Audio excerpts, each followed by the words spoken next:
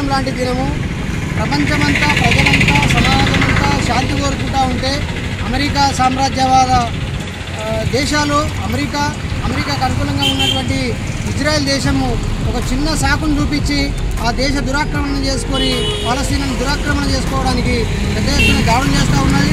ఈ అక్టోబర్ 2023 7వ తారీఖు నాడు మొదలుపెట్టిన దాడి ఇప్పటికీ 86,000 పైచిలకు జనాలు చనిపోయారు. అమాయక పౌరులు, స్త్రీలు, పిల్లలు అందరూ కూడా ఇజ్రాయెల్ దురాక్రమణ దాడికి వ్యతిరేకంగా ఈరోజు దేశవ్యాప్తంగా వామపక్ష సిపిఐ, సిపిఎం, మాస్లైన్ అదే రకంగా ఇతర వామపక్ష పార్టీలతో పాటు ప్రజలు, ప్రజా సంఘాలు అందరూ కూడా శ్లాఘిస్తున్నారు, పెరిగిస్తున్నారు, ఖండిస్తున్నారు.